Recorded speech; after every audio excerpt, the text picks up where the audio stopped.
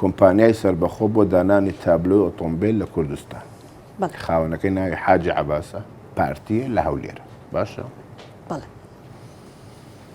سڵایدی ژمارە 6 ئەڵێ ئەمە ئەو گرێبەستەیە کە جێگری وەزیری ناوخۆ جەلالی شێخ کەریم کە لە حیزبەکەی منە عەقدی لەگەڵم کۆمپانیایە کردووە بۆ ئەوەی تابلۆی ئۆتۆمبیل بۆ سەرجەم ئۆتۆمبیلەکانی کوردستان دابین بکرێت. باشە لەو گرێبەستەیە هاتووە زەوی بدرێتێ کۆمەڵە دوکان دروستەکە جیهازێ هێنێ تابلۆ هێنێ بۆ ئۆتۆمبیلەکانی هەرێم. جەب بە وردی ئەمە کەشفی حسابێتی مۆزەفێکی دڵسۆزی ئەم شارەدایەتی پێم کە لە مانگی 5 سڵایدی ژمارە 7 لە مانگی 5 2015 بۆ مانگی 4 2016 یعنی 1 ساڵ. ئەمە کەشفی حسابەکەیەتی ڕقەمی حسابەکەی و بانقەکەی و ناوەکەی و ئەم کۆمپانیا بەڕێزا بڕی 27 ملیار دیناری وەرگرتو تەنها لە بانقێکی سلێمانی 27 ملیار دینار کە سڵایدی ژمارە 8 مانگی 5 2 ملیاری وەرگرتووە مانگی 8 3 ملیاری وەرگرتووە مانگی 9 3 ملیاری وەرگرتووە مانگی 11 3 ملیاری وەرگرتووە کۆی ئەو پارەی ئەم کۆمپانیایە وەریگرتووە 27 ملیار دینار تەنها لە بانقێکی سلێمانی. لە کاتێکە سەیری سڵایدی ژمارە 9 لەگەڵ مدیری مروری سلێمانی دانیشتنێکم کرد ژمارەم لێ وەرگرت سوپاسی دەکەم لە بزوتنەوەی گۆڕانیشە. سلێمانی لە ماوەی ئەو ساڵەدا 120,000 ئۆتۆمبیلی تازە تابلۆی وەرگرتووە. وتم بە چەنددا وتی هەر ئۆتۆمبیلە 25,000 دینار دەبێت بدرێت بۆ کۆمپانیایە دەکاتە 3 ملیار دینار. ئەم کۆمپانیایە مافی هەیە 3 ملیار دینار لە بانقەکەی سلێمانی وەرگرێت چکە بای 3 ملیار دینار تابلۆی داوە بۆ ئۆتۆمبیلەکە بەڵام 27 ملیار دیناری لە بانقی سلێمانی وەرگرتووە. ئەمە معنای چی؟ معنای ئەوەیە لە بانقێکی سلێمانی لە داهاتی دائیرەی مروری سلێمانی لە داهاتی گومبرگی باشماخ و پەروەزخانی سلێمانی پارەی تابلۆکانی هەولێر و دووهۆکیش لەوە دراوە. پارەی یعنی خەرجی بەکاربردنی پارێزگای هەولێر و دووهۆکیش لە بانقەکەی سلێمانی وەدانراوە.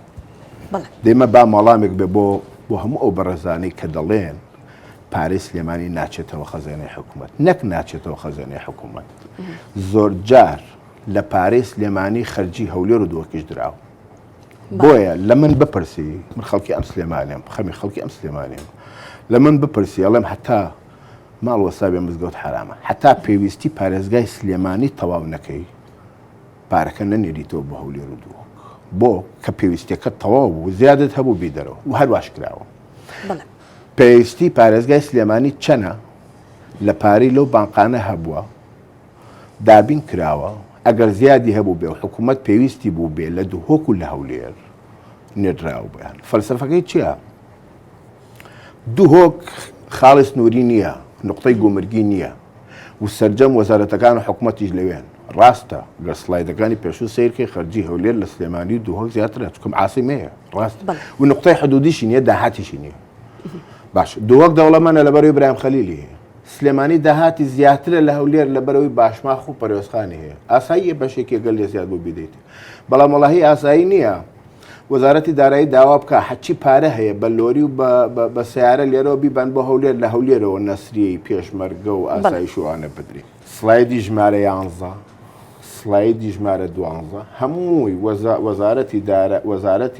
وەزارەتی دارایی نووسراوی کردو بۆ وەزارەتی ناوخۆ بۆ هەمان کۆمپانیا داوای لێ کردووە کە ئەو بڕەپارانەکە وەکو بۆم باسکردی 27 ملیار دینار درراوە بۆ کۆمپانیای لە کاتێکە مافی هەیە 3 ملیار لە سلێمانی وەرگێ باقەکەتری لە هەولێر و دووهۆک وەرگێ کەچی لە پارەی سلێمانی دراوەتی. ئەخیرشت وەزیری ناوخۆ نووسراوێکی کردووە سڵایدی ژمارە 13 ئەڵێ بۆ وەزیری دارایی دەڵێ بۆ خەرجکردنی 24 ملیار دینار بۆ ئەم کۆمپانیایە بۆ کڕێنی جیهاز بۆ لە قاڵبدانی تابلۆی ئۆتۆمبیل ئەم بڕەپارەیە لە پارێزگاکانی هەولێر و دووهۆک خەرج نەکراوە بۆ کۆمپانیای ناوبراو هەتا ئێستا کە دەبوو ئەم پارەیە لە هەولێر و دووهۆک خەرج کرێت بۆیە ڕەزامەندی فەرموون ئەو پارەیە لە سلێمانی خەرج بکرێت لە سلێمانی بەڵێ ئەمە ئەگەر سلایدی ژمارە 13 بە وازحی تایدا هاتووە. سلایدی ژمارە 14 وەزیری دارایی دەڵێ ڕازین 4 ملیار دینار بدەی بۆ کۆمپانیایەوەکو قۆناغی دووەم. تۆسەی کە 350 هزار تابلۆی بۆ سلێمانی هێناوەم 350 هزارە بە 5 ساڵی تر تەواو نابێت.